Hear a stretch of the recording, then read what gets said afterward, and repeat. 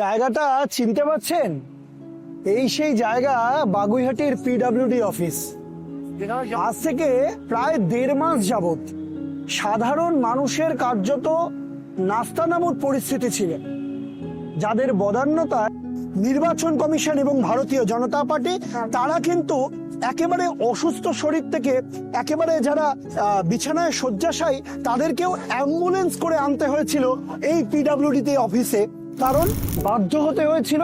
শুধু তাই নয়, তাদের এখনো পর্যন্ত দীর্ঘদিন এই বঙ্গে বসবাস করার পরেও তাদের প্রমাণ দিতে হয় তিনি ভারতবাসী, তার নাগরিকত্ব ঠিক আছে কিনা। এটা আমাদের কাছে অত্যন্ত লজ্জার ছিল। আর আসুন আজকের দিনে দাঁড়িয়ে ঠিক তার বিপরীত চিত্রটা একটু দেখে নিই। আসুন, এত সংখ্যক মানুষ, এই যে এত সংখ্যক মানুষের উপস্থিতি এখানে রয়েছে, দেখতেই পাচ্ছেন যে এখানে প্রত্যেকে কার্যত উপস্থিত রয়েছেন এবং কার্যত প্রত্যেকের মুখে হাসি। দেখতেই পাচ্ছেন রেজিস্ট্রেশনের কাজ চলছে এবং মানুষের উৎসাহ এবং উদ্দীপনা কতটা, তা এত সংখ্যক মানুষের উপস্থিতি দেখলেই কার্যত বোঝা যায়। সমস্ত যুবক যুবতীরা তারা প্রত্যেকে লাইনে এসে দাঁড়িয়েছে।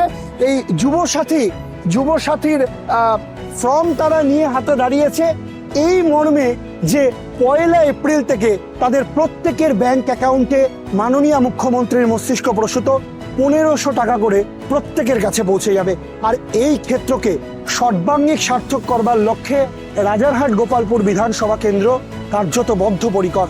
এই সুন্দর মুহূর্ত সার্থক হোক এবং এই আজকের এতগুলো মানুষের মুখে হাসি নিয়ে পিডব্লিউডিতে আসা, আমি খুবই লাকি ফিল করছি, কারণ যুবসাথী প্রকল্পের জন্য আমি নতুন দিশা পাচ্ছি। আর মাননীয় মুখ্যমন্ত্রীর কাছেও আমি খুব কৃতজ্ঞ বলতে পারেন। এটাই তো বাংলা, এটাই বঙ্গ এবং এই বঙ্গে আমরা সবাই খুব খুশি।